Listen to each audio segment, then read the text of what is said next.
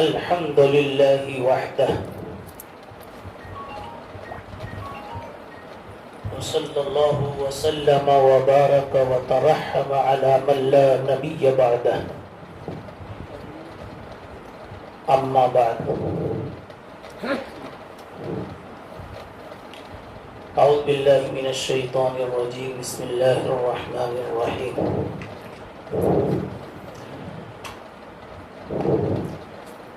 شهد الله أنه لا إله إلا هو والملائكة وأولو العلم قائما بالقسط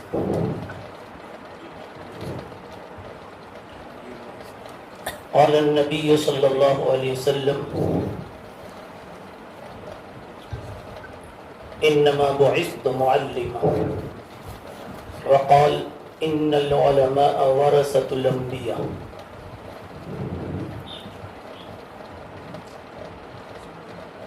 صدق الله مولانا العظيم وصدق رسوله النبي الكريم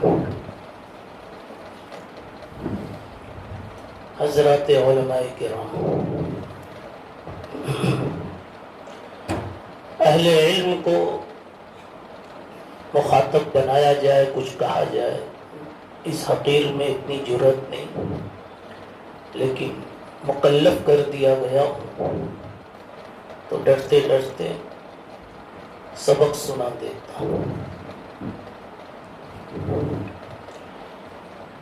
جو عنوان دیا گیا ہے، عنوان کا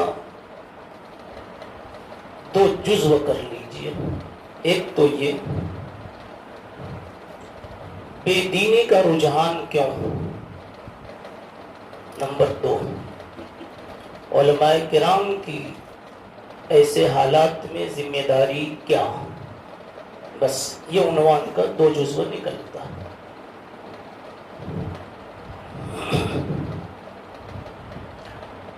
جزو ثانی کو پہلے سمجھا جائے اور جزو اول کو بعد میں پکڑتے ہیں۔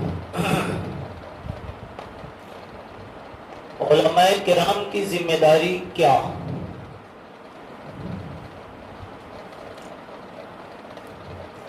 سیدھی سی بات کہ علماء کو جب جناب محمد رسول اللہ صلی اللہ علیہ وسلم کی وراثت حاصل ہے تو حقیقی وارث بن کر اپنے کو پیش کرنا، وراثت کا ثبوت دینا کہ ہم واقعی وارث ہیں، یہ بڑی عزت کا وصف ہے، بڑے احترام کا وصف ہے۔ نبی پاک صلی اللہ علیہ وسلم سے تو نماز بھی چلی، روزہ بھی چلا، حج بھی چلا، تمام اخلاقیات چلی، مگر کسی کو وارث نبی کا خطاب نہیں ملا۔ علم بھی چلا نبی پاک صلی اللہ علیہ وسلم کے سینے مبارکہ سے، مگر جسے علم مل گیا اسے وارث نبی کہہ دیا گیا۔ امتیاز ہوا کہ نہیں ہوا؟ اب یہ دوسرا مسئلہ ہے کہ صرف علم والے کو کیوں کہا گیا۔ شاید ہونے والی انہی گفتگو سے ایک نتیجہ وہ بھی ہاتھ میں آ جائے۔ تو جب ہمیں وراثت کا خاص شرف دیا گیا ہے تو ہمیں نبی پاک صلی اللہ تعالی علیہ وسلم کا سچا وارث بن کر دکھانا ہے۔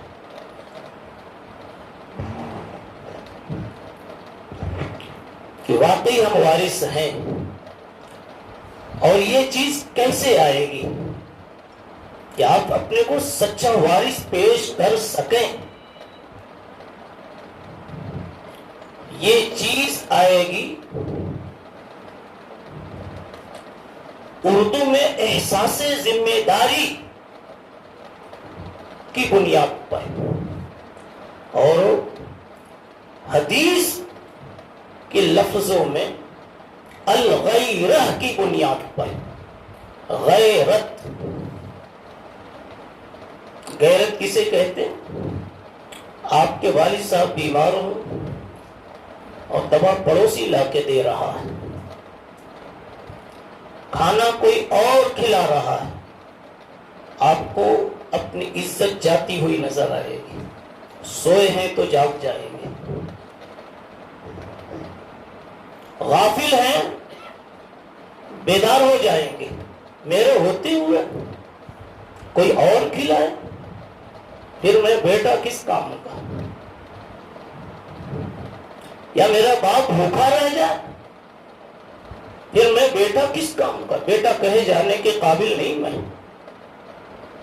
ان المؤمن یغار، ان المؤمن یغار، ان المؤمن یغار.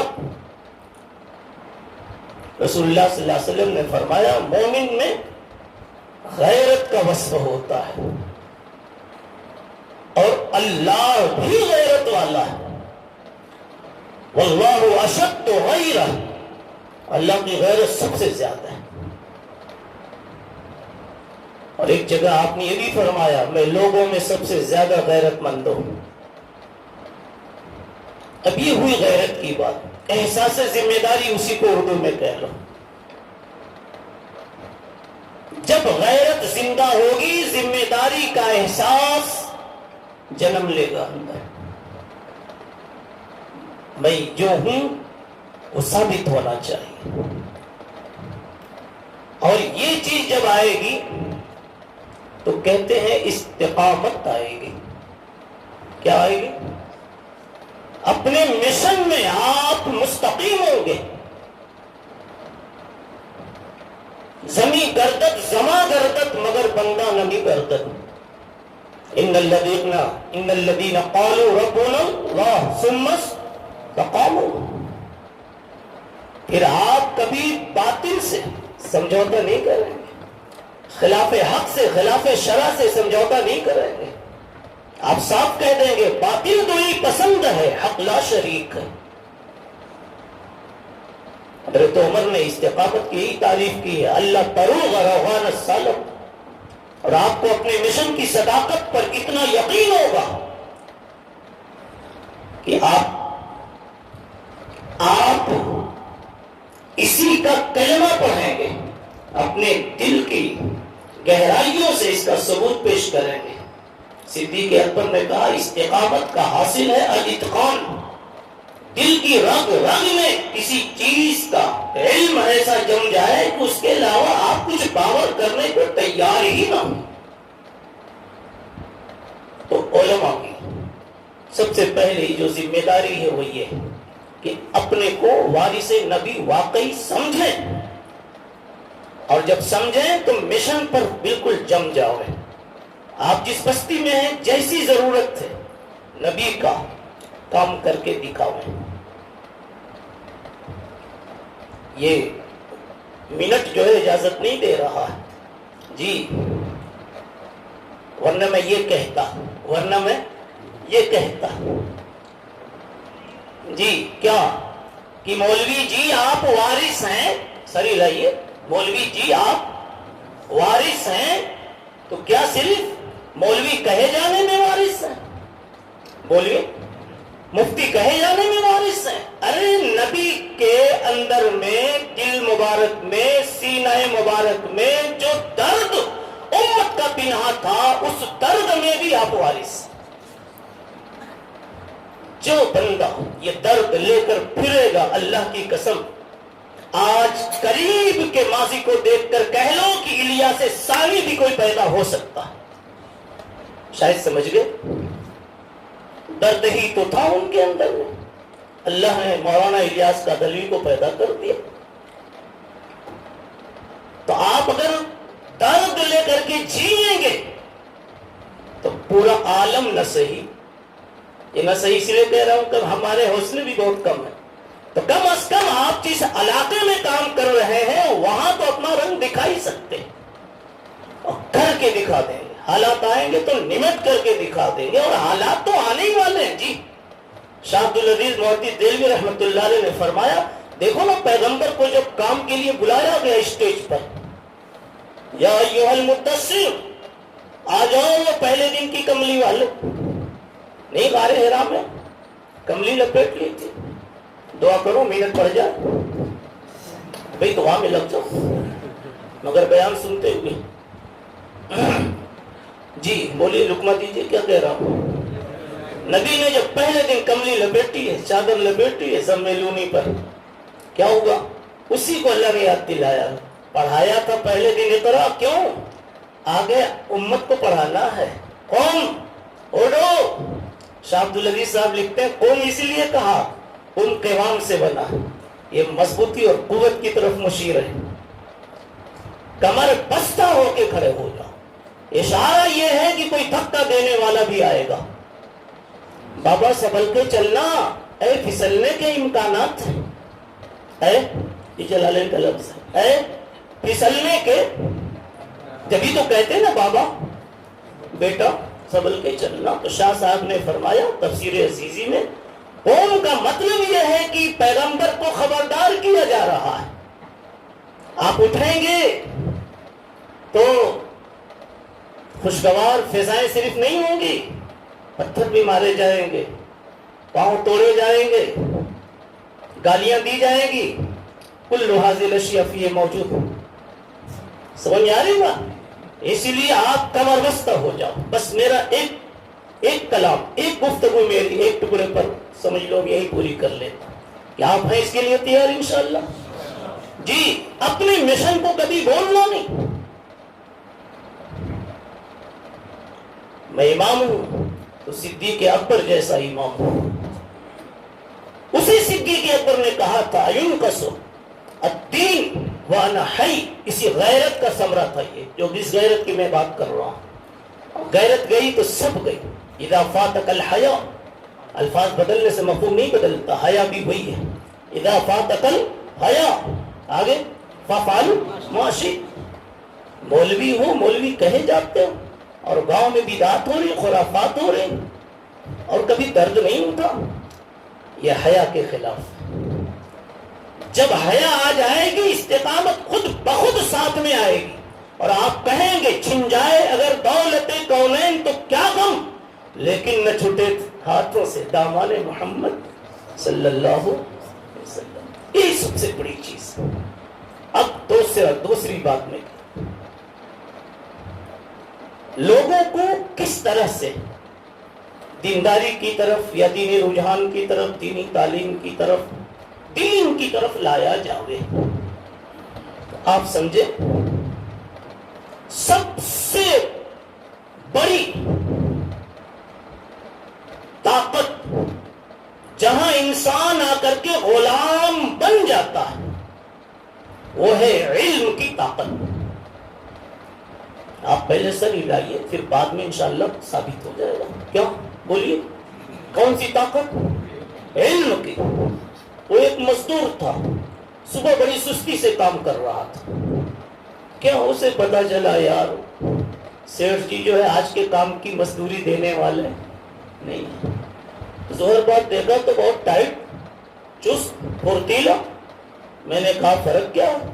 کہا کہ سیٹھ تو نہ بولے تھے، لیکن اس کا بیٹا آیا، کہا یہ کیسے؟ میں ڈبل دوں گا، ایک تو مزدوری دوں گا، اور صبح سے جو تم بغیر امیدیں مزدوری کے لگے تھے پھر بھی دوں گا، تو ڈبل دوں گا۔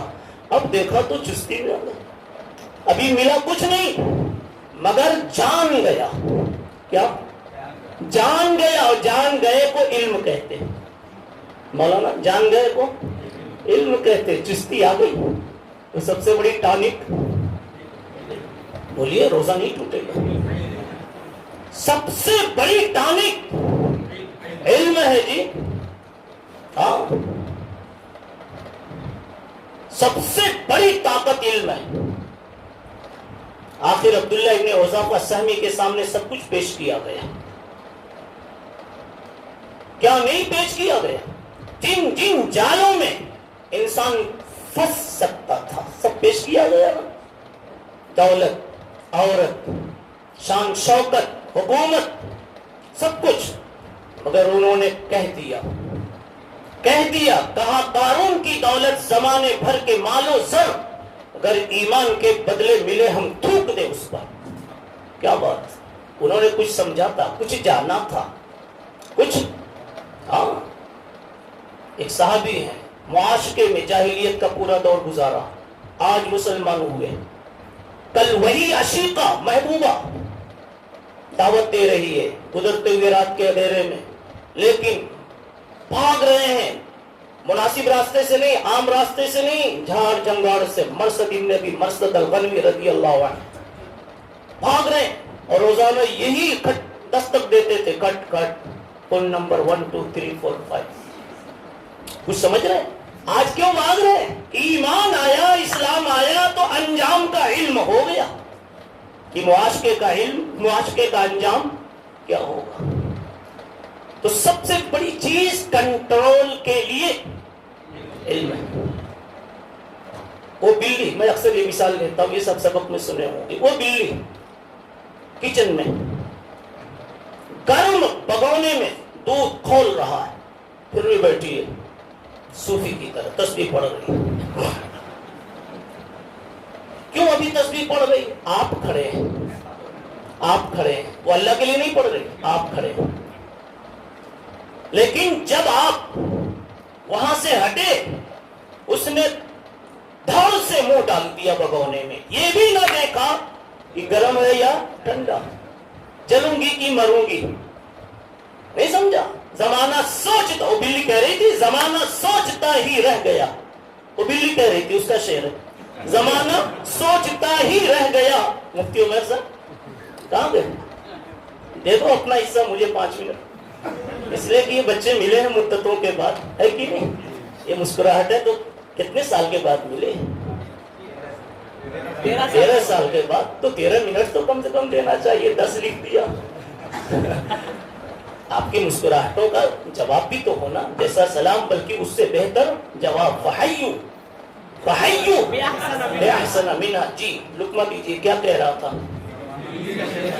وہ بلی نے کہا، جل گئی، سمجھا؟ تو میں تو سمجھا کہ پچھتا رہی ہوگی، لیکن کہنے لگی زمانہ سوچتا ہی رہ گیا، انجام ہستی کو اور دل نادا اٹھا اور اٹھ کے بنیادیں جہاں رکھ دی۔ کیوں؟ بلی کو اصل میں بگونے کے اندر کی لذت کا علم ہے، بولو علم ہے۔ مولوی جی علم دنیا میں جتنی حرکتیں ہیں اللہ کی قسم علم کی بنیاد پر ہے۔ علم صحیح ہے تو صحیح اقدام ہے، علم غلط ہے تو غلط اقدام ہے۔ چور چوری ہمیشہ اپنے علم کی بنیاد پر کرتا ہے، اور ابن سیرین جیسا تاجر لاکھوں کا سرمایہ نالی میں بہا دیتا ہے صرف ایک شبہ ہو جانے کی وجہ سے کہ شاید یہ تیل ناپاک ہو گیا، صرف علم کی بنیاد پر۔ کیا علم تھا ان کو؟ حدیث میں آیا ہے من ترک شیئا اتقاء للہ، جو اللہ سے ڈر کے بہا دے گا عوضہ اللہ خیرا منہ، اللہ 1 لاکھ کا 10 لاکھ دینے والا۔ اس علم نے ان کو بہانے پر تیار کر دیا۔ تو آپ کو تیار کرنے کے لیے سب سے بڑی چیز کیا ہے؟ علم۔ بات اسی پہ۔ تو اب اگر آپ معاشرے میں بے دینی دیکھ رہے ہیں، جن میں دیکھ رہے ہیں، ان کو پہلے علمی لائن سے متاثر کیجیے۔ مال کی لائن کی بے دینی ہے، اس لائن سے ان کو مطمئن کیجیے کہ اسلام نے جو مال کا نظام بنایا ہے وہ گھٹنے والا نہیں ہے، وہ بڑھنے والا ہے۔ ان کو سمجھائیے اور ایسا سمجھائیے کہ پلا دیجیے۔ پھر بات سمجھ میں آئی، سمجھانے کی بھی صلاحیت پیدا کرنے کی ہمیں ضرورت ہے۔ ترجمہ کرنے سے کوئی نہیں سمجھتا، پلانے سے سمجھتا ہے۔ اس لیے صرف معرف الحدیث کا ترجمہ دیکھ کے آپ مطمئن نہیں کر سکتے۔ جی خیر، علم، یہی علم جب نصیب ہو جائے سامنے والے کو تو ہر منکر، ہر کفر، ہر شرک چھوڑنے پہ آمادہ ہو جائے، اور آپ میں مجھ میں پیدا ہو جائے تو ہم ہر قسم کی استقامت دکھانے کے لیے تیار ہو جائیں۔ کیا نہیں معلوم امام ابو حنیفہ رحمۃ اللہ علیہ کا جنازہ جیل سے اٹھا ہے؟ جی ابن تیمیہ کا جنازہ جیل سے اٹھا ہے۔ وہ جانتے تھے یہاں سے اٹھے کہ وہاں سے اٹھے، ذلیل کوئی سمجھے تو سمجھے، وہ نہ سمجھے کہ میری بزم کے قابل نہ رہا، لوگ سمجھے مجھے محروم وقار و تمکین، وہ نہ سمجھے کہ میری بزم کے قابل نہ رہا۔